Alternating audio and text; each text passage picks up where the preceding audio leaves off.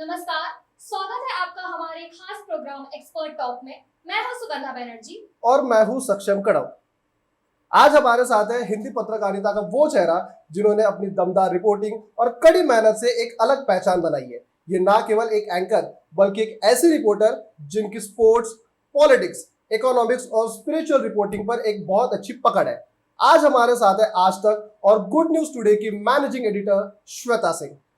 शुरुआत से शुरू करेंगे मैम, 98 से शुरू करेंगे। 1998 times of India, Hindustan times में 16 साल की उम्र में आपको पहली बायलाइन मिली और 2003 में आपने आज तक में शिफ्ट किया। उस ट्रांजिशन के बारे में जो बताइए, जो प्रिंट से इलेक्ट्रॉनिक्स के बीच में हुआ। इतनी छोटी एज में ये समझना मुश्किल होता है कि मीडियम्स डिफरेंट हैं तब, और ये बहुत आसान भी कर देता है आपकी लाइफ को, क्योंकि आपको बस ये पता है कि आप लोगों से कम्युनिकेट कर रहे हैं। पहले लिख कर रहे थे, अब बोल कर रहे हैं। ज़्यादा सोचा नहीं इस बारे में, शायद इसीलिए आसान रहा। पर अब जब मैं पलट कर देखती हूँ तो शायद ये कह सकती हूँ कि प्रिंट में क्योंकि आपका डायरेक्ट कांटेक्ट नहीं है किसी से, लेकिन जब आप बोल रहे हैं तो एक्चुअली उस कैमरे की नज़र से आपको लाखों करोड़ों आंखें देख रही हैं। पर मुझे किसी ने एक बार कहा था कि ऐसे कैमरे को ट्रीट करो जैसे वो तुम्हारा बहुत अच्छा दोस्त है। तो उसको एक दोस्त के तौर पर उससे बात कर रही हूँ, मैं सोच ही नहीं रही हूँ उसके पीछे और लोग खड़े हैं। हालांकि मैं स्टेज बहुत करती थी, तो एलिक्यूशंस वगैरह, वन एक्ट प्लेज, तो इसीलिए उतना मुश्किल नहीं था पब्लिक स्पीकिंग। पर दोनों फॉर्म ऑफ मीडिया मैंने एंजॉय बहुत किया। मैम, आपने स्पोर्ट्स, डिफेंस, राजनीति जैसे कई बीट्स कवर किए हैं। How do you adjust yourself in particular beat and आप उसे प्रिपेयर किस तरीके से करती हैं? प्रिपरेशन एक रेगुलर प्रोसेस है, आपको रोज पढ़ते रहना है। ये सुनने में बहुत ऐसा लगता है जैसे किताबी बात कर रहे हैं, लेकिन फिर आपकी धीरे धीरे आदत में शुमार हो जाता है। जैसे कोई चीज़ चल रही हो, अगर मेरी प्राइमरी जो बीट्स हैं, जैसे मेरी प्राइमरी बीट कॉन्फ्लिक्ट है, तो मैं ये नहीं इग्नोर कर सकती हूँ कि सीरिया में कुछ हुआ है, मैं उसके बारे में उसे फॉलो न करूँ। न केवल मैं उस खबर को फॉलो करूँगी, चाहे वो चल रहा है या नहीं चल रहा है चैनल पे, मुझे उस न्यूज़ को फॉलो करना है। उसका पूरा बैकग्राउंड या तो मुझे पहले से पता होगा, या फिर अगर नहीं पता है तो मैं पढ़ूंगी। असद कौन है उसके बारे में पढ़ूंगी, रशिया को क्यों गए भागकर वो चीज़ मैं पढ़ूंगी, जो रेबल्स थे उनके बारे में सारी जानकारी हासिल करूंगी, क्योंकि पता नहीं कब वो दिन आ जाए कि मुझे कहा जाए कि ये खबर है, इस पे बोलो। उस समय वो मेरी बीट है, मैं एक्सपर्ट हूँ उस इशू पर, मैं आधी अधूरी इन्फॉर्मेशन के साथ नहीं बैठ सकती हूँ। तो it's a daily process, it's a regular process, या आपकी आदत में शामिल होना चाहिए। बीट्स के साथ साथ, क्योंकि आप एक जनरल एंकर हैं, तो आप उस पॉलिटिक्स को भी फॉलो करेंगे, आप हर पहलू उसका पढ़ेंगे। आपके चैनल पे जितना हिस्सा गया है वो टाइम लिमिट के साथ उतना गया होगा, पर जहाँ पर टाइम लिमिट नहीं है, यानी कि जहाँ पर लिखा जा रहा है, जो बड़े बड़े लोग ऐसा जो मुझसे कहीं ज़्यादा जानते हैं, जो लिख रहे हैं उसके बारे में, उन्हें पढ़कर मुझे एक पर्सपेक्टिव मिलेगा। तो प्रिपरेशन एक डेली प्रोसेस है, और मैंने उसे अपनी आदत बनाया है।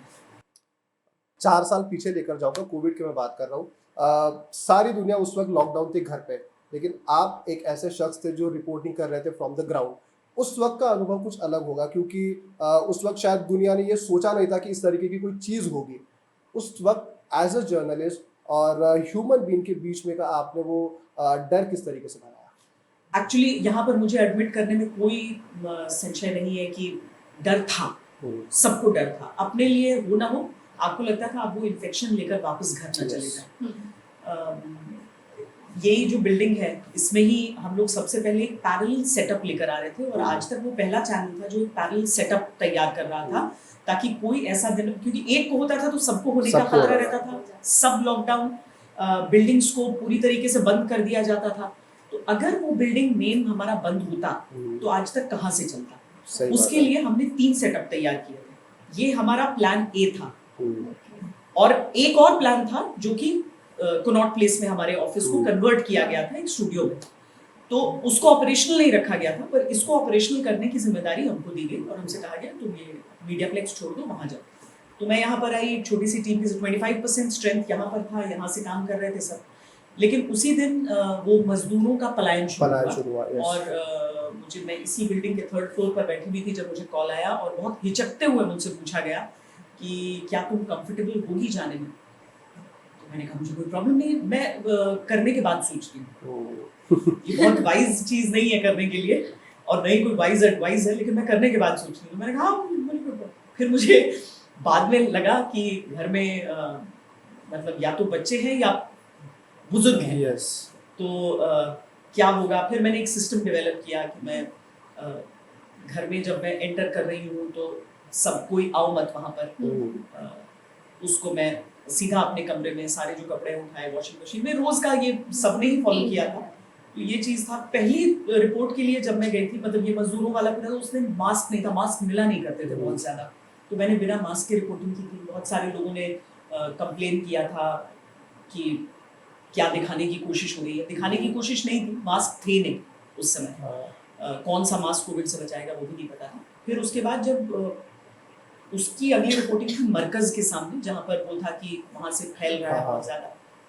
तो वहाँ पर जब मैं गई तो देखा कि कोई जर्नलिस्ट नहीं है। सबको देखा तो देखा डिवाइडर की दूसरी साइड सड़क पर खड़े थे। मैंने पूछा कि कोई हवा में उड़ के नहीं आ जाएगा, तुम श्योर हो इस बात को लेकर? तो हम लोगों ने वहाँ पर खड़े होके किया था और फिर तो धीरे धीरे सब जर्नलिस्ट समझ गए कि अभी जिंदा रह लेंगे। मैम लेकिन उस वक्त ना वायरल न्यूज़ बहुत फैल रही थी कि ये करने से वो हो जाएगा और बहुत फेक न्यूज़ थी। एज अ इतना बड़ा ऑर्गेनाइजेशन आज तक, और किस तरीके से एज अ जर्नलिस्ट आपको ये लगा कि सही खबर लोगों तक के पहुंचाना? हमारा डेली सेगमेंट हुआ करता था ये, जो उस मतलब वायरल की सच्चाई बताता हुआ।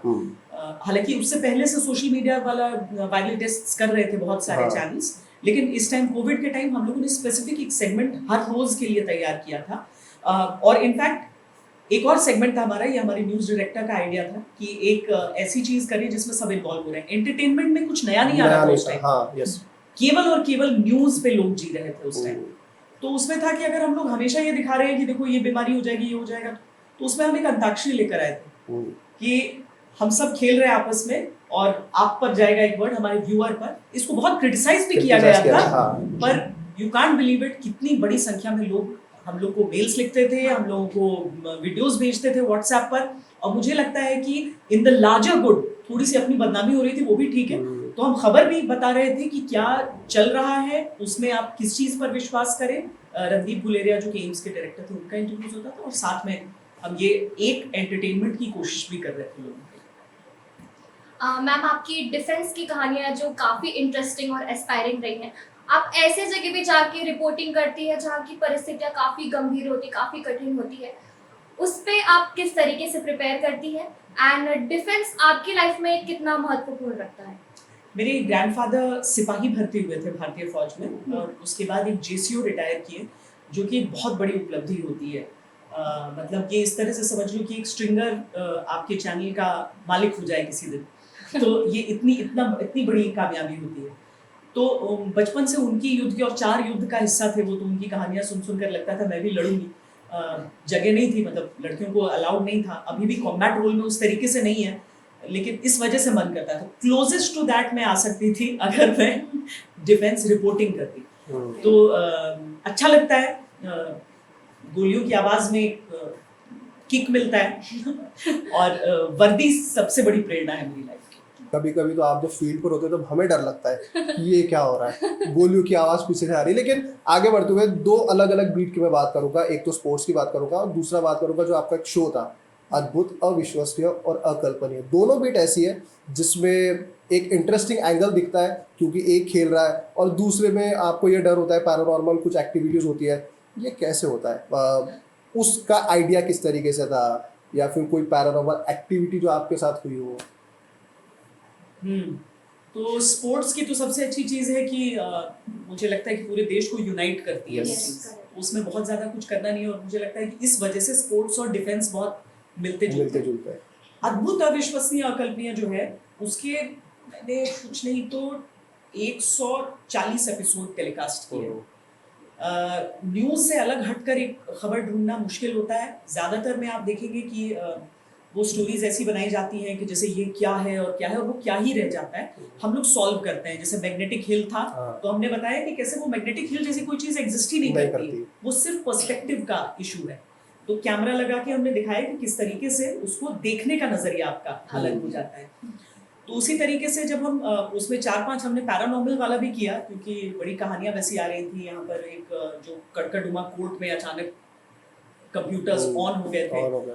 तो अगर मैं सच बताऊं, क्योंकि ये टेलीकास्ट का हिस्सा नहीं, जो हाँ। टेलीकास्ट आप नहीं कर सकते हैं, कई सही बात चीजें है। हाँ। जो आपके पास रिकॉर्ड हो जाती है, वो रिकॉर्डिंग्स मेरे पास पर्दे मेरे के पीछे की कहानी। कंप्यूटर पर ही सेव करके रखे हुए हैं। जो चीजें आप नहीं दिखा सकते नहीं हैं, दिखा सकते। क्योंकि आप उसको एक्सप्लेन नहीं कर पाए। यस। कुछ चीजें जो रिकॉर्ड हुई, जो आप एक्सप्लेन नहीं कर पाए, वो चीजें हमारे पास ही रहती है, क्योंकि किसी भी तरीके से हम डरा नहीं सकते। लेकिन इसमें सबसे इंटरेस्टिंग ये हुआ कि हम छतरपुर गए, मध्य प्रदेश में, हाँ। बहुत अनएजुकेटेड एरिया है वहां पर।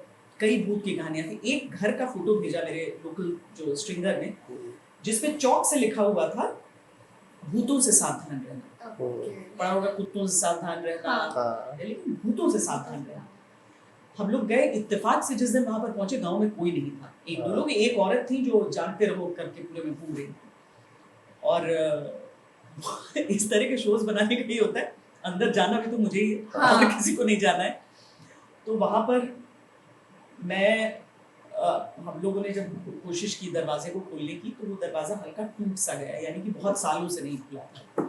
अब उस समय आपको लगता है कि आप मतलब जो होता है ना कि पतली सी रेखा है बेवकूफ़ी और बहादुरी में, तो वो उसको नहीं पार करना है आपको। लेकिन कुछ हुआ कि हम अंदर जा ही नहीं पाए, अगली सुबह जा पाए। गांव वाले किसी शादी में गए थे, बारात लौटी, सब आए, तो हम लोग अंदर गए। पूरा शो करते करते कोई बोल रहा है कि इतने लंबे बाल के साथ भूत देखा था यहाँ पर, इसलिए किसी ने लिख दिया होगा ये, किसी को पता ही नहीं चल रहा था किसने लिखा है, और कुछ मुकम्मल नहीं, ठोस नहीं निकल रहा। पर वो शूट करते करते मुझे समझ में आ, क्योंकि कैमरे पे कुछ नहीं आ रहा है, ऑडियो में कुछ नहीं आ रहा है, किसी के पास कुछ बोलने के लिए नहीं है वैसा, मुझे लगा कुछ तो गड़बड़ है। फिर एक आदमी हमारे कैमरे पे आके उसने कहा कि वो बच्चे यहाँ खेलते थे ना, घर हमारा था, बिकना था, तो मैंने ये लिख दिया कि कोई डर से अंदर नहीं जाएगा। और उस बात को 15 साल बीत चुके थे। तो वो भूत था उस घर का, वो आदमी था उस घर का। आगे बढ़ते हुए हम लोग बात करेंगे 10 साल आज से आप कहाँ देखते जर्नलिज्म, क्योंकि आपने कहा देखने का नजरिया पिछले 10 साल पहले कुछ और था, आज कुछ और है, अगले 10 साल में कुछ और होगा, क्योंकि आर्टिफिशियल इंटेलिजेंस भी आ रहा है। कहीं ना कहीं हम लोग ये भी बात करते हैं कि जॉब खतरे में होती है, लेकिन अगर उसकी दूसरी बाजू अगर हम लोग देखें तो उसमें एक मदद के तौर पर भी एआई काम करता है। कहाँ देख रहे हैं जर्नलिज्म अगले 10 साल में? जर्नलिज्म बदलेगा तो जैसे जब मैं छोटी थी तो जनरेशन गैप कम से कम 10 साल को कहा जाता है। हाँ। आज 2 से 3 साल में जनरेशन गैप आ जाता है, इसीलिए बहुत तेजी से बदलेगा। 10 साल का दायरा बहुत लंबा है। अभी ही जितना हम बदलाव देख चुके हैं कि YouTube का ग्रोथ बहुत बड़ा हुआ है। बहुत सारे ऐसे लोग हैं जो टीवी ऑन करके न्यूज़ नहीं देख रहे हैं, भले अगर उनको आज तक भी देखना है तो वो डिजिटल देखते हैं। और इसीलिए अब टीआरपीज भी थोड़ा मिसलीडिंग हो गई है, क्योंकि आपके यूट्यूब के नंबर्स हैं और आपके टीआरपी रेटिंग्स हैं। सही बात।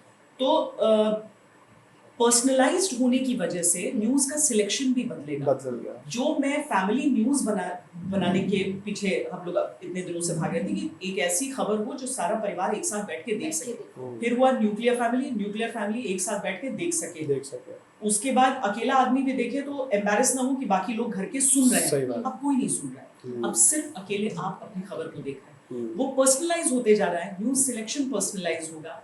और मुझे लगता है कि अब टीवी पे सर्वाइव वही करेगा जो एक्सट्रीमली फिट होगा, वरना जो बाकी जो छोटे जो नए चैनल्स होते हैं वो अब डिजिटल मीडियम में ही कन्वर्ट होंगे धीरे धीरे। मैम ये सब हमने डिस्कस किया, बट एक क्वेश्चन और है, आईटीएमआई के स्टूडेंट्स के साथ आपका ओवरऑल एक्सपीरियंस कैसा रहा?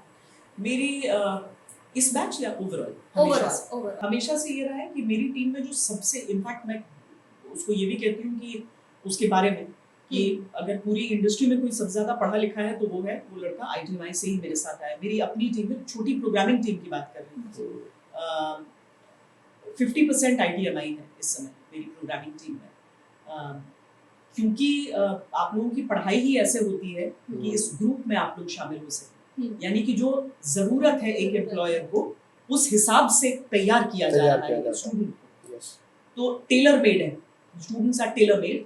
और पहले ना ये होता था कि जो लिख रहा है वो एडिट नहीं करवाएगा, वो थोड़ा शान के खिलाफ, जो ग्राफिक्स बनवा रहा है वो लिखने की तरफ नहीं जाएगा। ये जो कंपार्टमेंटलाइजेशन था जर्नलिज्म में और टेलीविजन में, वो खत्म हो रहा है आईटीएमआई की वजह से, क्योंकि यहाँ से जो स्टूडेंट्स आ रहे हैं वो हर चीज में ट्रेन है। ट्रेंड है। उनको अगर मैं एक स्टोरी देती हूँ तो वो उसका विजुअल से लेकर वर्ड से लेकर ग्राफिक्स तक सब कुछ एग्जीक्यूट कर सकते ओके मैम, एक ऐसा कोड या एक ऐसी लाइन जो आप एस्पायरिंग यंग जर्नलिस्ट को देना चाहेंगे? हैं। नो ईगो, नो एरोगेंस, विश्वास पर अति आत्मविश्वास नहीं, किसी भी बहस को, किसी भी बात को तर्क से समझाओ, शोर से नहीं। तुम हमेशा अज्ञानी हो, करेक्ट। ये सबसे बड़ी चीज है। जब तक आप उस कमी को महसूस नहीं करेंगे तब तक आप उसको पूरा करने की कोशिश नहीं करेंगे। और जो मेरा फाइनल लाइन रहता है, क्या बनना चाहते हो? मैं सर्वश्रेष्ठ बनना चाहता हूँ। मैं एंकर, रिपोर्टर, प्रोड्यूसर नहीं बनना चाहता हूँ, मैं सर्वश्रेष्ठ बनना चाहता हूँ। सामने वाला तय करेगा आपको क्या बनाना है। Thank you so much ma'am, आपसे मिलकर बहुत अच्छा लगा, आपसे बातें करके बहुत अच्छा लगा। Thank you ma'am. Thank you. Thank you everyone for watching this show. Stay tuned for next episodes. For now, signing off.